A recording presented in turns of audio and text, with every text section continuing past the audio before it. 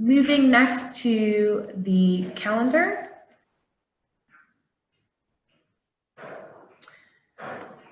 What you're going to do is have access to your location here. So based on your location, you'll see all of your meeting rooms or event spaces that you have. Some of them will be booked on the member portal. Maybe you want your event spaces to only be booked by you guys internally. So you have that option to choose with us which customers or which basically spaces you want to allow to be booked on the member portal by your members. We can also set rules per location saying that you only want customers to be able to book between hours 9 and 5. Only certain customers can book 24 hours a day, 7 days a week. Maybe you want to restrict weekend bookings. Maybe you want to allow customers to book at multiple locations. So we have a lot of options in the system that will allow you to really customize when and how customers can book on the member portal. Internally, you guys will have access to go ahead and override everything that happens on the member portal in case. So I usually suggest this is where you want to go to kind of manage your bookings or see where your schedules are. You can run reports as well. But basically, you can also search for availability or you can view it directly here. If a customer books on the member portal, you'll see a blocked off spot with the customer's name and any information here for that. I can easily go in and book for a member myself by dragging and dropping the time they want. So just clicking in, dragging and dropping, and it'll actually pull up this booking detail form. So I can make sure that the resource or the room that I'm choosing to book in is correct. The booking title can again be anything that you want it to be, however you guys are going to use that internally. I can search for the account that I want to allow to be booked.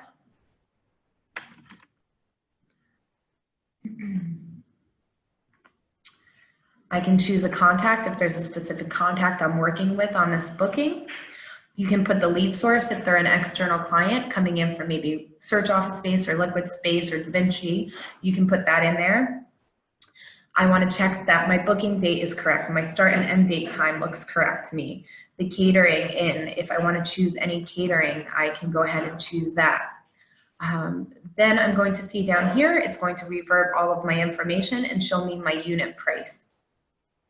Now, this charge is going to be associated. Again, it's going to take into account if I have any meeting packages associated, anything above and beyond those meeting hours that I have allocated to me, the system will automatically charge that customer for. So I have an option to confirm, which will hang the charge on the account until the bill run's done, and then it'll pull this charge in through the bill run, or I can produce an immediate invoice to send to the customer. Now, usually if a customer is a member, you would just pull through this charge on the bill run every month with their recurring monthly charges. But if this client called and they're a first-time customer, you might want to produce an invoice and send it to them immediately. Usually what we suggest is if it's an external client, we usually just tell you the best sense is for them to actually just book it themselves through your website once that's live and active, because what that'll allow them to do is just easily make the payment through the website and you don't really have to do much on your end. So what I'm going to do is confirm this booking because I know I'm creating it. I confirmed it with the customer. It's active and they really want to book this. If I mark it as provisional, I can set rules in the system to hold this provisional agreement until it's confirmed, or hold it only for a certain amount of time without payment and or confirmation. Or you can mark it as unassigned. Maybe internally you guys want to block out a space because you might have an event and you just don't want to take the option of somebody booking that space. So you might book this out and mark it as unassigned just to hold the spot for now until you guys are ready to block it out. So I'm going to hit confirm. Otherwise I can hit produce invoice and again send the customer the invoice immediately. It's going to ask me if I want to create a confirmation booking form and send it to the customer. I can hit yes.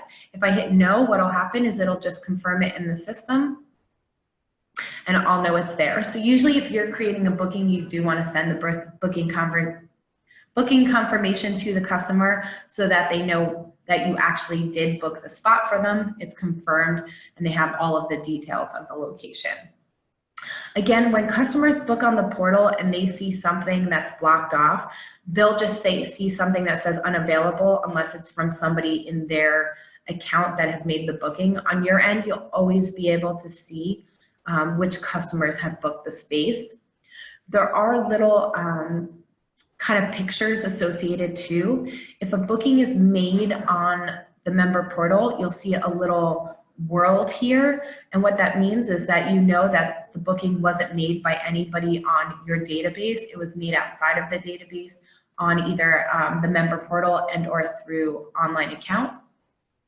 You can see a little notebook in the top left-hand corner. What that means is if I hover over it, you know that there's a notes field that has been filled out. So there's additional information somebody has added here.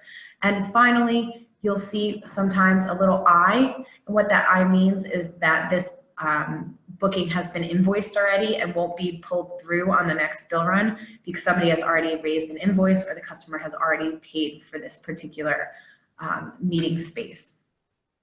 We also have the ability to show cancellations.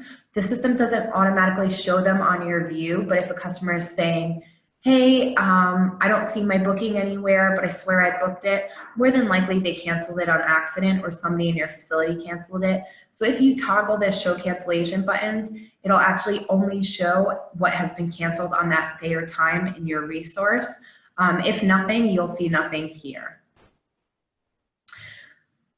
We have the ability to create recurring bookings in the system. However, recurring bookings have to be booked only by you guys on the database. We don't offer that option to the customer on the member portal because again, that's allocating a lot of resource time for a specific customer. So that's something that we think that you guys should be approving for customers if there's going to block out, you know, randomly a significant amount of space and maybe your only conference room every other day.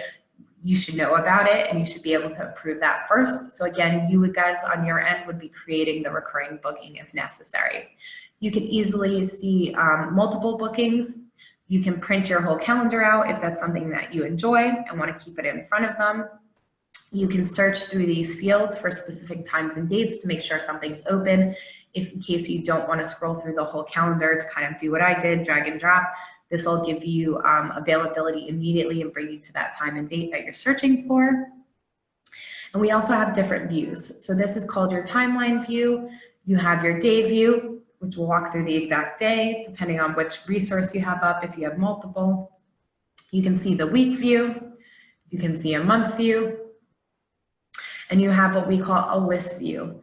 Now, the list view is really important because this is an easy way to see on your end how many meeting room hours a customer has been allocated thus far. If they're asking you, instead of logging into their member portal, maybe they're saying, hey, I don't believe I used all of my hours, but it looks to be charging me for this particular meeting space.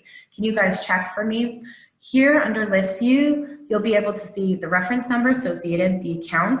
If I want to search for a particular account, I can type it in here and it'll only pull up that account in the list view. I can see the dates and the times they booked, so I know how many hours. It'll tell you how many hours under the duration as well, whether this has been invoiced, which room they're looking at, the location it's for, and then you have discount here. So you'll see how many hours were discounted. At the moment, it's showing that no hours are discounted. And if you have a discount of, say, 4 hours, the discount will tell you whether 100% has been discounted, maybe only 75% because they had 2 hours and it's a 3-hour meeting room booking. So they discounted, you know, those 2 hours, but only the 2 hours. So you can kind of tell what they've been discounted and what they have left and if it's got a confirmed status.